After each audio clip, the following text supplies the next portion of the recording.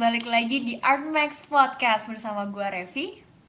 Dan gue Jeremy, kali ini kita mau ngebahas tentang pentingnya proses untuk mencapai sebuah keberhasilan.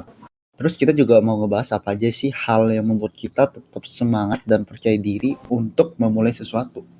Bener, udah bisa ketebak banget ya Jer, tema kita hari ini terkait sama value of process.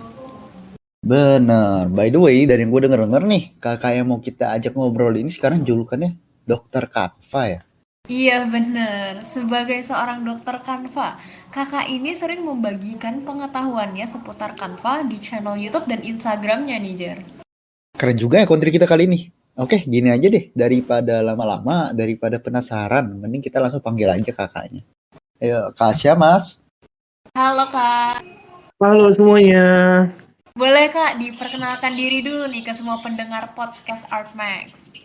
Halo semuanya, pendengar teman-teman semuanya dimanapun kalian berada. Kenalin, aku Syamas atau di Instagram di @syamasfitria dan juga bisa dipanggil Dokter Canva karena sering sharing tips dan trik seputar Canva, desain sampai menghasilkan dari Canva. Seperti itu sih. Nah, Kak, penasaran dengan nama Dokter Kanva itu awal bisa terciptanya itu gimana sih, Kak? Mungkin bisa di-sharing, Kak? Oh iya, ini cerita menarik juga nih. Jadi awalnya Dokter Canva itu kan desainer teman-teman. Jadi D sama R ya, desainer Canva. Cuman pada masa itu ya, pada waktu itu saya ngembangin Canva belum viral banget kayak sekarang. Orang juga mungkin masih mandang sebelah mata. Sehingga dari keinsecurean saya coba singkat lah desainer jadi DR aja. DR Canva. Terlepas orang pikir itu doktor atau dokter itu ya terserah orang-orang gitu ya. Tapi ketika orang nanti tanya itu aku bilangnya desainer itu dulu gitu kan, aku berawal mula dari situ. Seiring berjalannya waktu itu malah jadi personal branding aku, orang-orang jadi mengenal aku sebagai dokter Canva karena memang ya tadi aku tidak menutup pungkiri ya, namaku agak susah dilafalkan juga, mungkin tidak familiar di telinga orang lain kan. Namanya Syamas, terus nama username-nya Syamas Fitria, gabungan dari Syamas saya dan Fitria istri saya, itu kan cukup jadi aneh gitu kan, nih laki-laki atau perempuan. Tapi dengan kata-kata tambahan atau dukungan dokter Canva itu jadi akan memudahkan personal branding kita. Oke, gimana nih Kak kabarnya? Baik-baik, sehat-sehat. Oke, ngomong-ngomong, Kak Syamas nih selain aktif di Instagram dan di YouTube, lagi sibuk apa nih, Kak? Selain Instagram, YouTube, dan TikTok ya, saya ada di TikTok juga.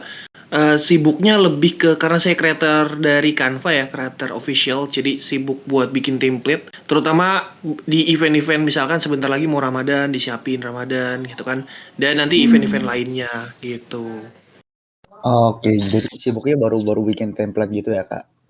Mungkin bisa diceritain dikit, Kak, bagaimana awal Kak Syamas ini bisa tertarik dan memutuskan untuk berkecimpung di dunia Canva dan menjadi seorang dokter Canva ini? Cerita awalnya sebenarnya karena dari 2017 ya menggunakan Canva, 2017 menggunakan Canva, 2018 sampai 19 itu untuk keperluan klien, jadi sudah mulai bekerja, klien dan juga pekerjaan di office. Terus kemudian tepatlah di awal-awal pandemi tuh banyak work from home, ya kan, WFH gitu. Jadinya banyak waktu di rumah. Nah, banyak waktu di rumah akhirnya ngapain lagi nih? Coba pengen sharing di YouTube gitu kan. Dan bingung nih mau sharing apa di YouTube ya. Coba deh sharing seputar Canva. Karena pada waktu itu saya nyari-nyari tips dan trik Canva itu nggak ada orang yang bener-bener atau satu channel yang bener-bener ngebahas Canva itu belum ada. Kalaupun ada itu orang luar gitu dan pakai bahasa Inggris gitu kan, cepet banget. Pun Inggrisnya nggak Inggris yang mudah didengar ya, kayaknya memang bukan orang Inggris asli gitu dia, tapi ngejelasinnya pakai bahasa Inggris. Jadi agak kesulitan deh. Nah, kenapa nggak ada orang Indonesia nih yang sharing benar-benar full tentang Canva? Jadinya saya sharing deh dari situ. Oke, I see. Oke, Kak, sesuai sama topik yang mau kita bahas juga nih tentang value of process. Kita kan sering dapat pertanyaan nih tentang lebih baik proses atau hasil, lebih penting mana? Ada yang menjawab lebih penting proses, ada juga yang menjawab lebih penting hasil. Kalau dari Kak Syama sendiri, mana Kak yang lebih penting, proses atau hasil dan kenapa nih Kak? Kalau menurut saya pribadi itu lebih ke proses ya. Jadi ketika kita berproses maka hasilnya pun akan berproses juga gitu ya. Jadi ketika kita membuat sebuah desain karya pertama kali, terus hasilnya tidak memuaskan, tapi di situ kita ada proses belajar. Tuh ya, kita nggak puas kenapa nih? Oh, warnanya mungkin masih kurang matching, atau kombinasi dari elemen visualnya kurang pas, white balance-nya, dan lain-lain. Nah, di proses itulah kita latih terus. Jangan berhenti mentang-mentang misalkan kita buat sekali terus kurang bagus, kayaknya nggak bakat nih. Nah, itu kita harus ulangin-ulangin terus. Itu. Nah, tadi kan kita udah barusan ngebahas tentang pentingnya proses atau hasil gitu. Ngomong-ngomong soal proses nih, udah pasti kan kakak udah pernah yang namanya ngalamin jatuh bangkit gitu. Dari kakak sendiri gitu, kalau emang pernah merasakan momen tersebut, apalagi momen lagi capek-capeknya nih, dan rasanya pengen stop aja gitu, pengen menyerah gitu. Kalau emang pernah, mungkin kakak bisa sharing cara mengatasi momen tersebut gitu kan. Iya, kita semua ngalamin rasa ingin menyerah, capek, terus kemudian apalagi di awal-awal belum ada dapet feedback, belum ada kelihatan hasilnya. Kayak kita berpikir kayak ini yang kita lakuin bener nggak sih, gitu kan? Kayak ini jalannya bener nggak sih? Nah ya, hal yang paling penting itu adalah tadi kita bisa jauhin dulu ya. Ketika misalkan kita content creator, ya kita stop dulu bikin konten itu boleh, gitu. Atau kita berpergian dulu itu juga boleh. Itu kan rekreasi. Terus kemudian naikin mood teman-teman, atau yang teman-teman bisa katakan itu self love, itu boleh banget gitu kan. Aku pun juga sering kayak gitu. Self love orang kan beda-beda ya, ada yang ibadah, ada yang main game, ada yang denger musik mungkin, atau ke cafe dan lain-lain gitu. Nah, teman-teman pasti kenalin self love teman-teman. Jadi jangan dipaksakan ketika ingin menyerah, teman-teman coba kembalikan mood teman-teman dulu, terus kemudian pikirkan nih niat teman-teman, goalsnya kemana gitu ya. Contohnya goalsnya mau beli rumah gitu kan, atau goalsnya nanti mau bangun sebuah startup gitu kan. Nah, di situ kan berarti ada goals besar yang teman-teman harus capai. Jadi ketika nanti aduh mau menyerah tapi goals gua atau misalkan keinginan gua ingin mencapai ke sana nggak tercapai dong mimpi gua gitu kan. Jadi dari situlah pacuannya. Oh gitu, relate banget sih ya Jer. I mean, selama kita berproses dan berjuang kan memang pasti ada aja ya hambatannya. Either rasa malas yang datang tiba-tiba atau ya tiba-tiba nggak ada ide aja gitu ya, nggak sih Jer? Iya benar banget, apalagi ini kan di bidang kreatif ya. Kadang juga kerjanya kan ikut mood gitu, kemudian gitu. Betul. Nah, apakah Kak Syama sendiri pernah mengalami hambatan yang saat sedang berproses membuat sesuatu? Kalau iya, hambatannya berupa apa, Kak? Dan gimana cara Kakak atasi hambatan tersebut? Nah, setiap aku sharing pasti aku bilang hambatannya itu ada dua, teman-teman. Hambatan dari diri kita sendiri sama hambatan dari luar, orang lain, ataupun ke lingkungan kita. Nah, pertama hambatan dari diri kita sendiri pasti ketakutan-ketakutan ya, atau overthinking lah. Ketika tadi kita mau memulai, ini bener nggak sih, ini bisa menghasilkan nggak sih, terus kemudian ketika kita sudah berjalan, terus kita sudah mulai capek, penat, akhirnya ini kita lanjutin atau enggak, ini kita stopin aja atau enggak, terus kemudian rasa ingin memulai hal yang baru terus, contohnya saya bahas Canva, terus kemudian lagi hits bahas copywriting, pengen bahas copywriting, lagi hits bahas reels, pengen bahas reels. Nah, itu jangan. Kita harus fokus benar-benar teman-teman sama tujuan awal kita. Gitu ya. Jangan ngelihat tetangganya ngapain kita ikutan, nanti tetangga ngapain itu kita ikutan. Nah, itu sering banget. Itu jadi satu hambatan dan kita tetap harus fokus sama tujuan akhir. Nah, yang kedua, hambatan dari luar adalah ya bisa hambatan dari teman, keluarga, gitu, lingkungan perkuliahan atau pekerjaan mungkin itu bisa banget terjadi. Nah, gimana caranya? Yaitu kita harus sharing sama orang yang tepat, teman-teman. Nah, disinilah pentingnya kita bisa berkomunitas dengan satu circle yang sama, sefrekuensi, ataupun juga memiliki mentor buat sharing-sharing atau konsultasi. Oke, jadi kan dari cerita yang udah kakak sampaikan barusan ini, udah jelas kakak pasti udah ngelewatin banyak hambatan dan proses nih untuk mencapai titik ini gitu. Kira-kira ada nggak proses yang paling berkesan dan menurut kakak proses tersebut itu yang bisa jadiin kakak dan ngebentuk kakak seperti sekarang gini, Kak? Itu ada banget sih, ketika kan menggunakan Canva dibilang bukan desainer itu jadi satu pecutan malah ya buat saya bahwa kayak gini, ketika dibilang kamu bukan desainer kalau kamu pakai Canva. Nah, saya berpikir kayak gini, kenapa kalau hasilnya kita bisa buat sama dengan aplikasi yang berbeda, kenapa kita disebut berbeda, itu kan? Dengan kemajuan zaman ini, kan orang semakin mudah ya, itu semakin mudah dan juga kita harus bergerak beriringan dengan teknologi. Nah, hambatan-hambatan itu sering banget terjadi seperti tadi gitu ya. Terus hate comment itu sering banget terjadi. Terus juga tadi dari temen Bahkan waktu awal-awal saya bangun akun Dokter Kanva ini, bukannya followersnya nambah, tapi malah banyak yang unfollow ya dari teman-teman saya. Gitu ya. Kenapa unfollow? Mungkin ya, ini saya tebakan saya, dugaan saya aja, kayak ngapain sih share-share kayak gini, ngapain sok-sok kayak edukasi banget gitu kan. Akhirnya di unfollow sama mereka. Tapi nggak apa-apa, itu salah satu sebuah hambatan yang membuat kita bertumbuh sih. Oh, ternyata hambatan-hambatan itu ya yang ngebentuk Kakak.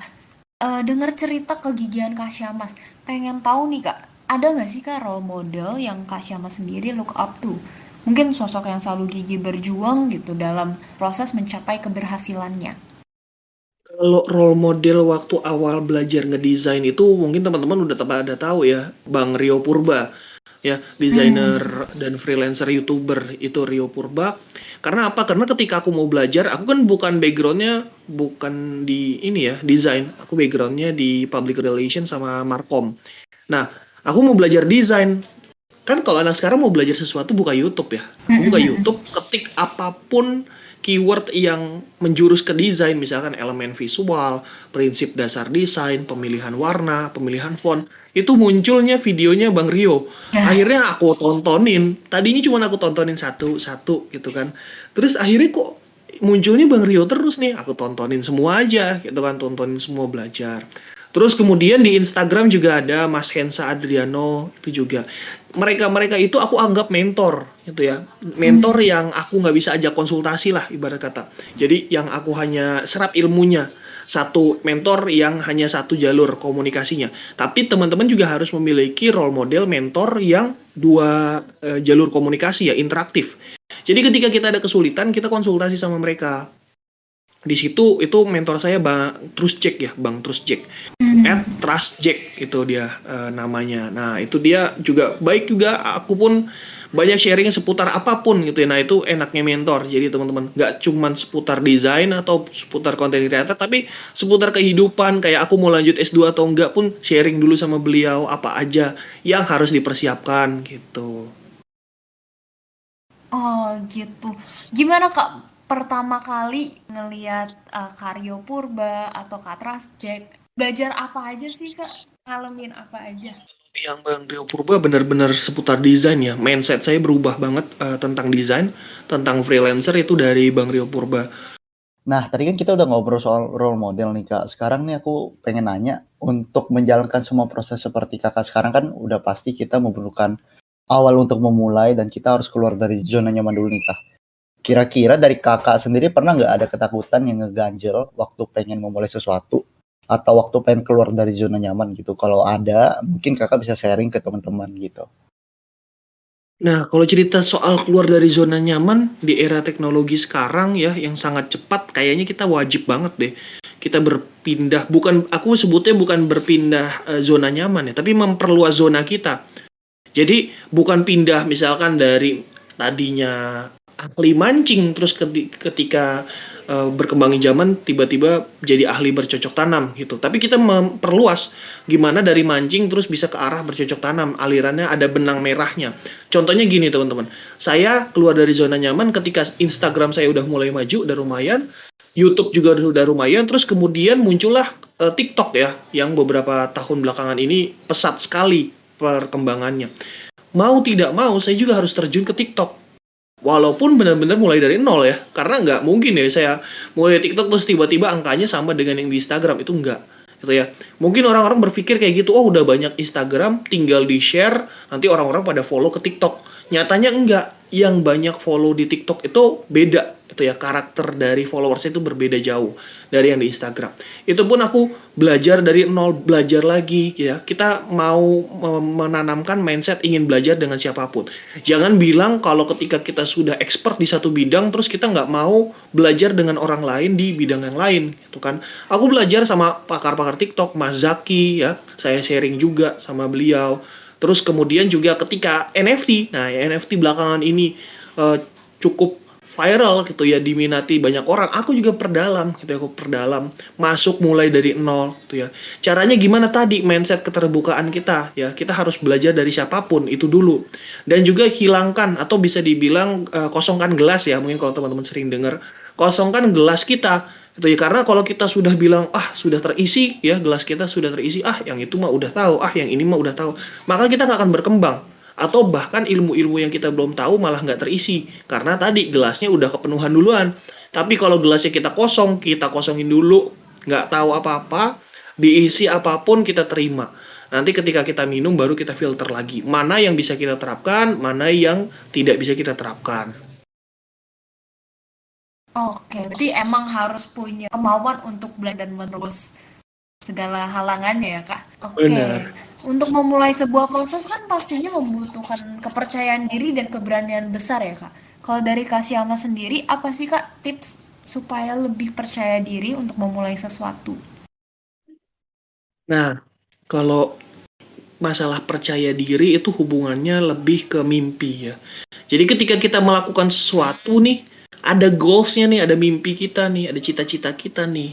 Kemana arahnya? Ketika kita memulai menjadi content creator, contohnya YouTuber atau TikTok creator, nah itu goals-nya mau kemana sih? Oh nanti mau bikin usaha misalkan, mau bikin brand fashion sendiri misalkan. Nah, mimpi itu, seberapa besar mimpi itulah akan memperbesar usaha kita. Itu dia teman-teman. Dan juga ada kata-katanya Mas Panji yang ngena banget di saya buat jadi motivasi, yaitu sebesar apapun mimpi kamu, kamu kubur, kamu tutupi, kamu hilangkan, kamu lupakan, tapi mimpi itu akan muncul lagi ketika kamu tua, dan mimpi itu berubah menjadi penyesalan. Nah, kita nggak mau kan ngelakuin penyesalan-penyesalan di hari tua kita, sehingga kejar, lakukan yang terbaik di masa muda kita untuk mengejar mimpi kita sehingga tidak menyesal di hari tua. Nah, emang benar apa yang Kak Mas bilang tadi, kalau kita mau lebih pede, kita inti pertamanya kita harus punya goals dulu gitu ya. Nah, ngomong-ngomong soal kepercayaan diri nih Kak, aku mau nanya dong Kak, kira-kira menurut Kakak sendiri support system itu penting nggak sih untuk menambah rasa percaya diri itu? Mungkin bisa dukungan dari keluarga, dari teman, atau dari pasangan gitu.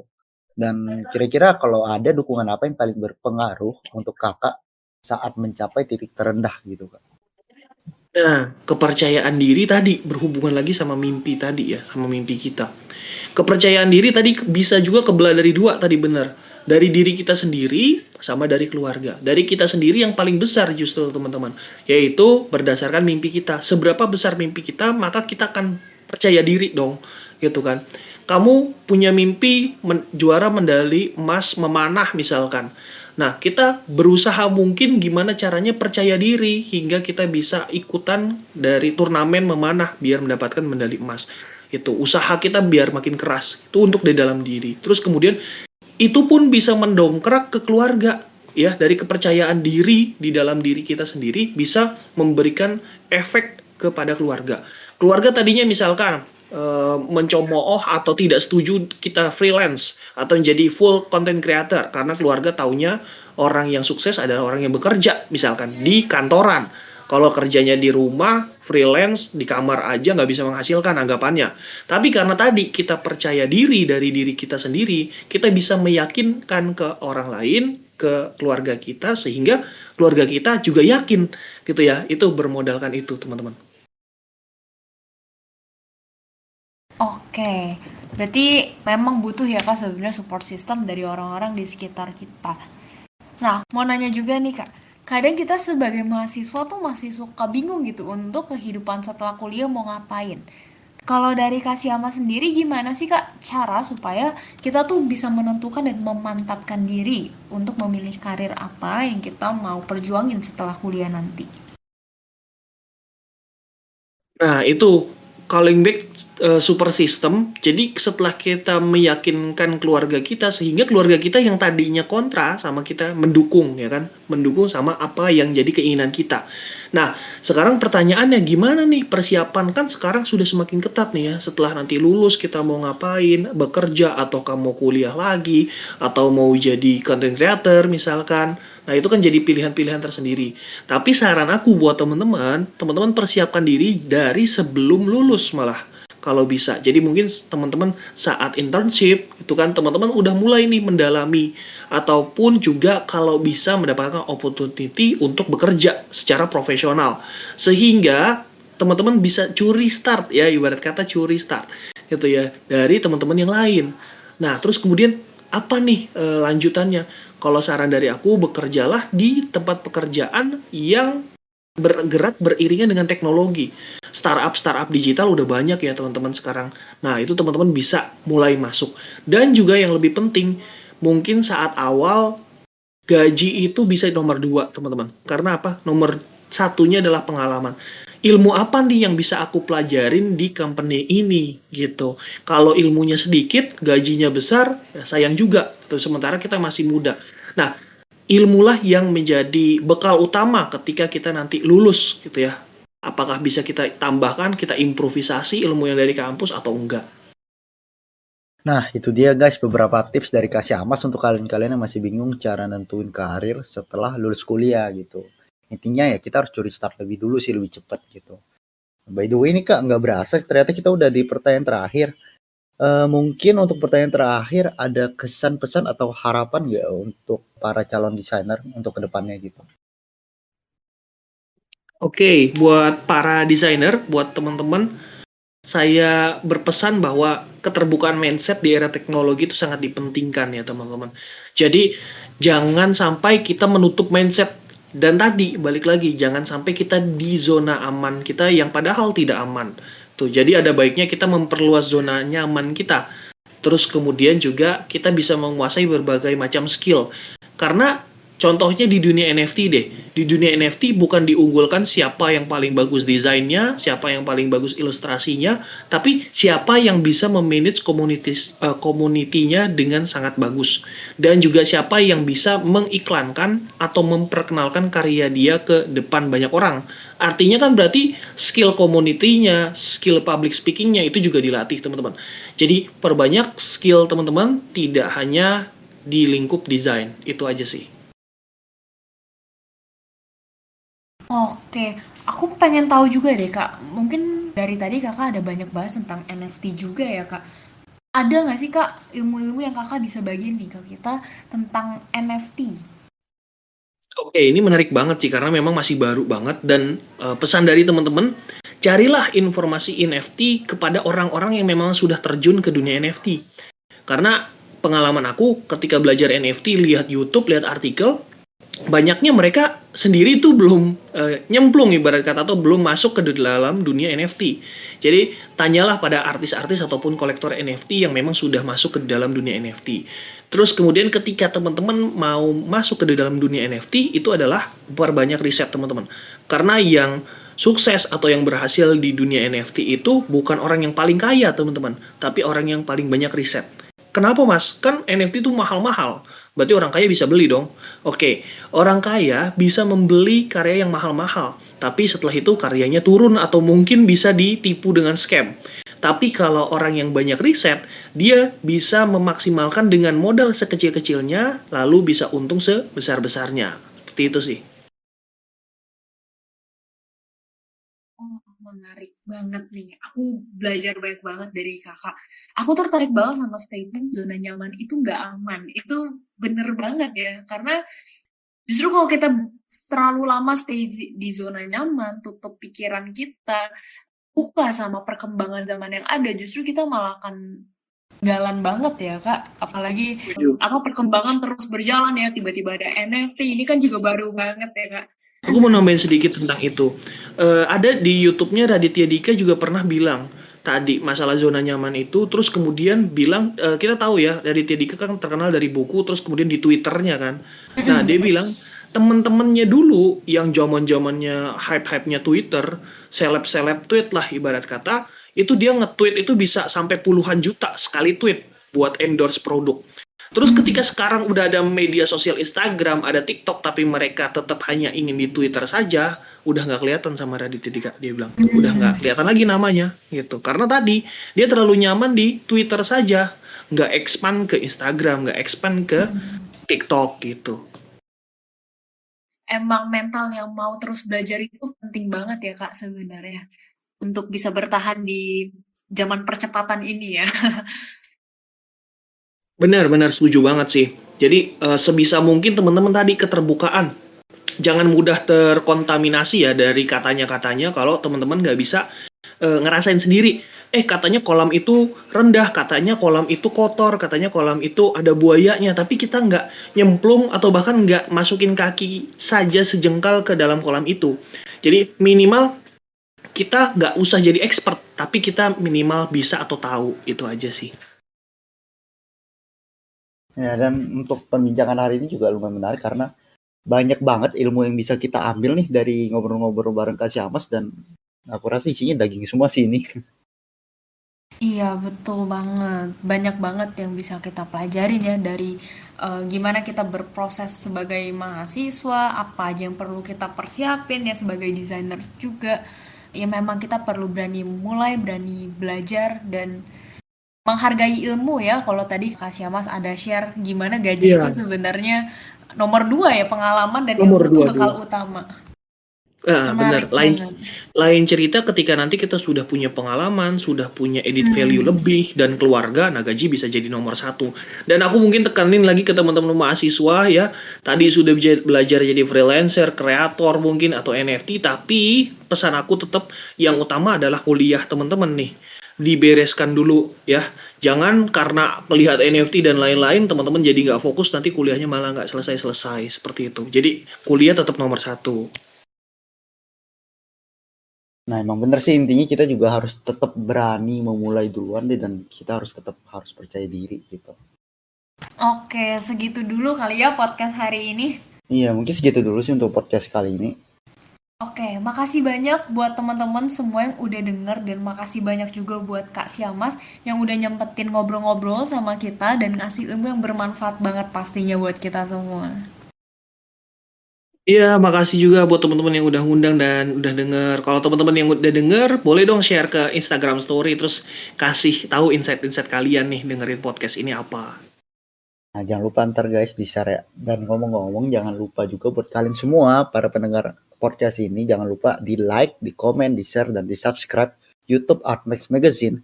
Terus dinyalain juga loncengnya biar kalian bisa tahu updatean selanjutnya dari Artmax. Dan kalian juga harus follow Spotify Artmax yang isinya podcast-podcast bermanfaat kayak sekarang ini. Karena nggak bakal ada ruginya juga ya jadi pendengar Artmax Podcast.